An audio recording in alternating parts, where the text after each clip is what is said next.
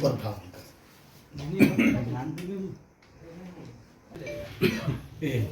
भाजपा सरकार आते ही जो राशन कार्डों का नवीनीकरण हो रहा है, उसी के तहत राजनांदगांव नगर निगम में जिस प्रकार से अभी राशन के नवीनीकरण के नाम से नगर निगम ने आदेश जारी कर दिया है कि आपके राशन कार्ड हैं, आप लेने के लिए आएँ।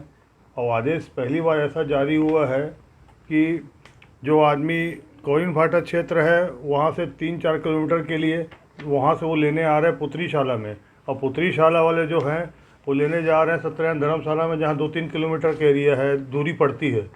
यहाँ से सिंधई वार्ड जो है वो वहाँ से 3 किलोमीटर की दूरी पड़ती है, वो मोहारा आ रहे हैं लेने के लिए। इस प्रकार पब्लिक को, नागरिकों को बुलाया गया राशन का लेने के लिए, इतनी दूरी से लोगों को चक्कर लगाना पड़ रहा है। जबकि पहले ये होता आया है कि राशन कार्ड जहाँ बनते हैं, नवीनीकरण होता है कुछ, तो उसी वार्ड में ही शिविर लगा के हर वार्डों में हर जगह आदमी बैठाए जाते हैं, नगर निगम के कर्मचारी बैठाए जाते हैं। लेकिन यहाँ ये स्थिति है कि 4 किलोमीटर दूर लोगों को बुलाया जा रहा है, और जब वहाँ पे नागरिक का राशन कार्ड लेने आते हैं तो आपका राशन कार्ड अभी नहीं आया करके उनको वापस लौटाया जाता है। इस प्रकार से पब्लिक परेशान हो गई है। भाजपा राज आते ही डॉक्टर रमन सिंह जी, पूर्व मुख्यमंत्री का निर्वाचन क्षेत्र है जहाँ राशन कार्ड के लोगों को 4-4 किलोमीटर चक्कर लगाने के बाद राशन कार्ड नहीं मिल पा रहा है।